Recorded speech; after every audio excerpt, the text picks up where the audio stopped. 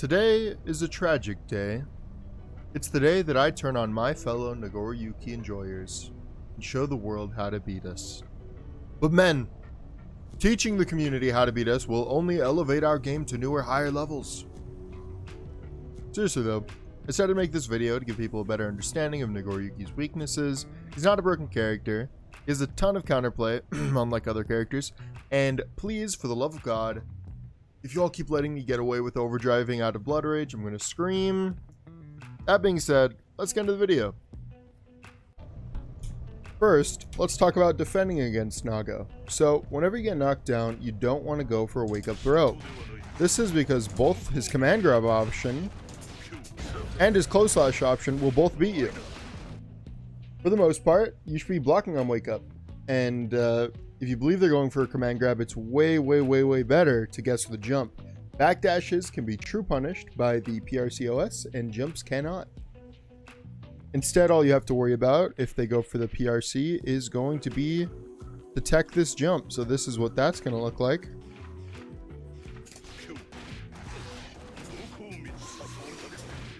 And you would just tech it in that situation. So, Nago does damage by hitting you, not grabbing you. Respect the frame traps, eat the throw damage. Most of the time, Nagos won't chain grab against you. But if they do, know they got that from me. They're pretty much just trying to get you to press buttons when they go for that. Next, FD is going to prevent you from getting tick throwed, ever. In no situation can you FD and get tick throwed. So, let's swap this to FD. All of my basic tick throws that I would usually go for, far slash, misses, 214H, misses, Fukio 5K, doesn't work, Fukio close slash, doesn't work. So FD is actually very strong to prevent those kinds of tick throws. You pretty much always want to be doing it on their engagements, especially if they're high blood. Next is going to be to always be ready to stuff a Fukio. It's actually not very hard at all to react to this.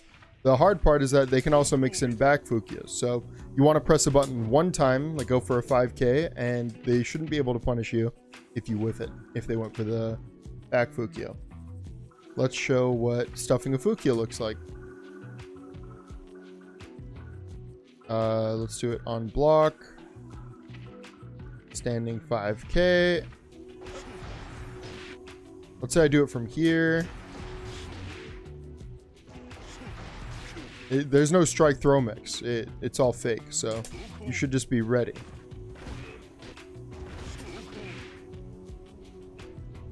Next, be ready to engage with RPS situations after a block 214HS or a blocked far slash. Though we'll talk about ways to not make them RPS situations.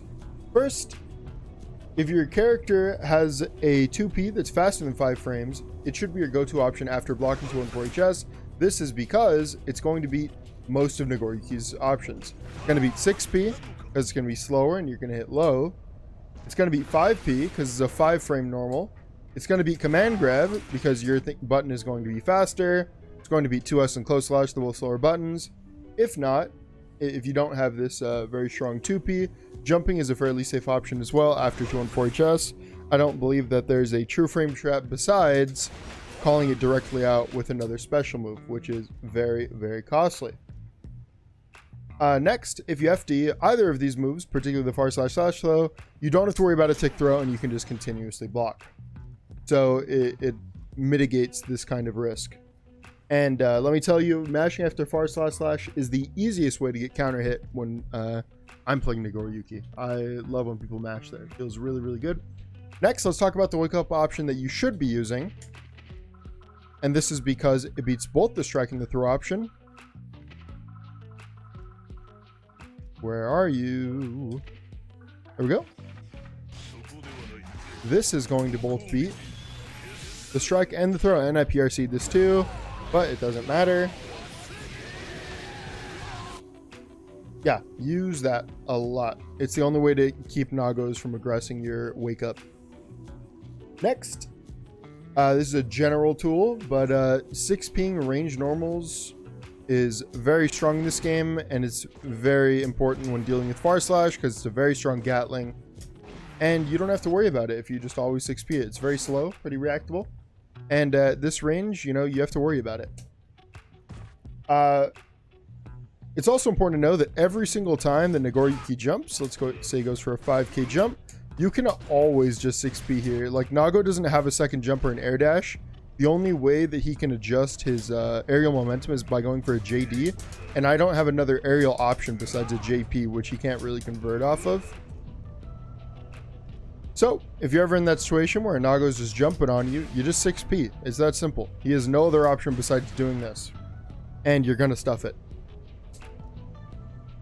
Lastly, for defensive options, if you see a Nago go for far slash, this is very minus, and I can't special cancel after it, so you need to be punishing this.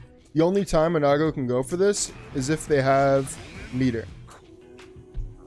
Next, let's talk about blood rage tips. So you need to pay attention to the Nagoriyuki's meter, or at the very least, you need to count their special moves. One big special move is about 1 bar. The big special moves are that, or that. And when you count to 3, you should check where they're at.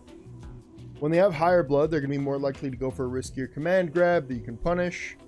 And also, just in general, when they have higher blood and they're afraid of popping, they're going to be less inclined to go for these kinds of frame traps or this. But if you do see this when they're high blood, they're going for a throw probably, so you should be holding jump.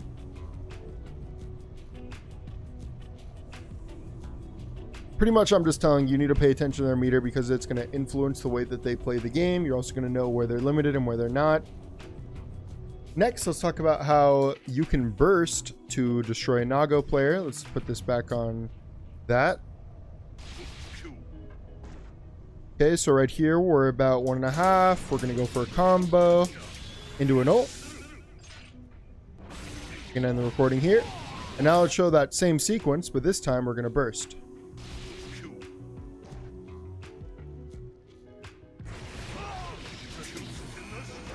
Well, that didn't work. Let's do that again.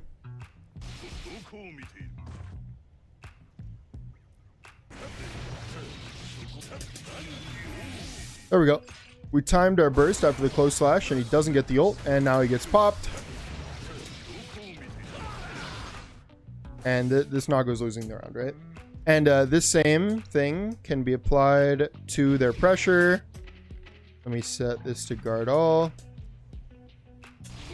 Let's say they're around 1.5 and they're pressuring you.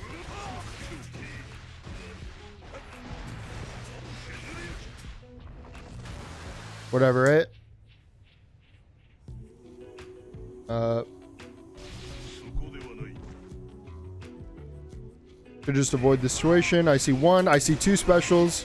Okay, I'm just gonna pop them away and they're done for, right? Obviously, that's a very crude example. No one's going to be an idiot like that and just throw special moves at you. Not even thinking about going for a command grab. It's just a quick little example. So, next, put this back. Let's remove that recording. So, if Nago is going into Blood Rage, don't let him get near you, because if the activation is blocked, then he's -7, but if it's not, he's -70. And this is what I mean when I'm talking about the activation. Don't let him get near you, because that's what he wants. But if you ever activate in the corner like that, then this is actually punishable. -7 point blank is punishable by like a 5p. Next, you need to always punish the Blood Rage activation. And every character can do it, even full screen. Once again, you're -70. Whatever, right? You just always need to get this punish. You can't let people get away with this. And you have to be quick about it because you don't want to give them the chance to ult you. Next, when the Nago is in Blood Rage, the best thing you can do is chill and block low. Let me show you the reason for this. Blood Gauge, we'll put this on Blood Rage. And you don't need to be hero. When he's in this move, his normals are just better. You don't need to press a button because if you get hit, it combos into ult. I didn't mean to perfect him. Oh, I guess it wasn't a perfect. I damaged myself.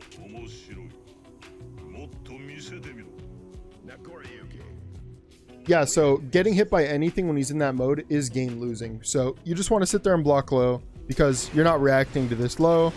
And for him to go for an overhead, he has to walk all the way up to you in like 5D. So just sit there and block low. Don't be a hero.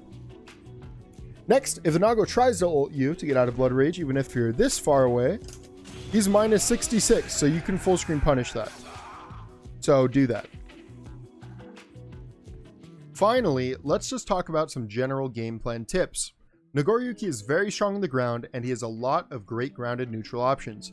First, he can simply Fukia forward. You always need to be ready to stuff this out. 214HS and 236S cannot be stuffed in the same way. These special moves are strong, but they do cost blood. If you're getting hit by these moves too much, you need to be spacing yourself better and playing in the air more. If you bait these options out correctly, it will accumulate blood that can't be used against you in pressure. If your character can, play in the air outside of 2H range. Nago is weak in the air, and his only option to contest the air from the ground is 2H. He can also try to jump D, but this gives no reward mid-screen and leaves him without an air action until he lands, besides the JP. And lastly, don't approach this guy on the ground when he's at high blood levels. 5H is not reactable, it goes especially well, or this is especially true when he's in the blood rage state. If you need to approach on the ground, make sure to dash block. Stay safe. And that's all I've got. So thanks to everyone who enjoys my content. I'm seriously blessed for this opportunity, and I'm going to continue to put all my time into my videos and streams. If you like what you see, consider joining the Discord for notifications on future streams and videos. It's also the best place to ask me questions or suggest a video. That's it for the plug. Thanks again. Bye-bye.